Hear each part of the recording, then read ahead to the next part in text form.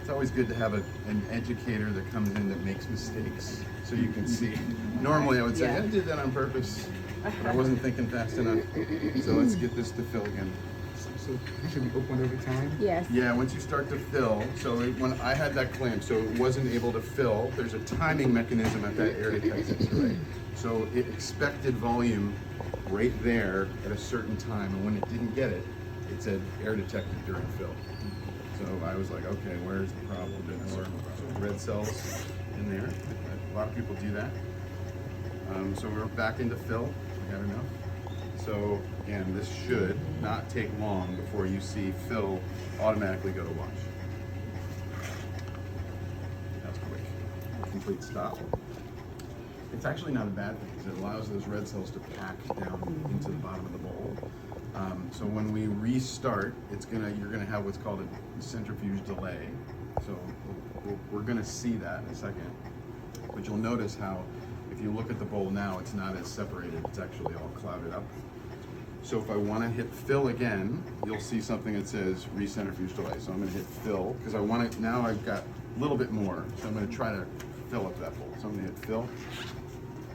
I'll get my recentrifuge delay. You'll keep your play button here. When you can override it, it'll flash at you green.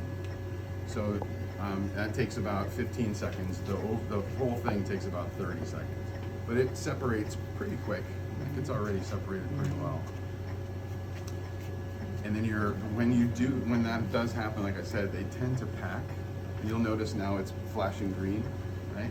So in that instance, you can either wait and it'll automatically just start to fill again, or you can override it and press the green button and it'll start to fill, okay? Sometimes time is, here's your choices. If you had volume in the bag, if you had volume in the bag, you can borrow from this, right? So let's say we had half a bowl and you had some already processed wash cells. You can hit concentrate and it'll bring down what it needs, right? And then it'll wash it again and send it back. It slows things down a bit because it treats the whole bowl as if they're already washed cells. So it treats them as they're very fragile. Or you double wash. If time is of an essence and you don't have time to double wash, you can single wash it, or you can just end your procedure. Anesthesia says, I don't really need it. Double washing a partial bowl, there's a study out there that shows that you actually get better wash quality with a partial bowl double wash than you would with a full bowl single wash. So know that if you double wash a partial, you're actually not only giving back, you're giving back a lower crit, but you're giving back a nice clean product, okay? It's really good for the health and the healing of the patient. Do you have a question? Oh, we're gonna run out of wash, yeah. We're close. So it's washing with a leader. If you ever needed to change this, you can change it on the fly, right? It just went to empty, so it got our leader that we needed. Does that automatically start washing once it reaches? Yeah, once the red cells reach that laser, it automatically went to wash.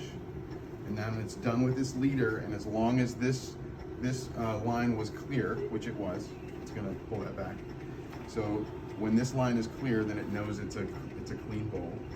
If during the wash cycle at the end of that leader, this is still cloudy, it'll extend the wash automatically for you. All right? That is just badass right there. Yeah, I'm telling you, right? So now it's emptying up into here, and it's pushing that 225 up into the bag, and then it goes back to standby. It takes a weight tear here, and if there's enough, it goes right back to fill and pull that volume down. And if it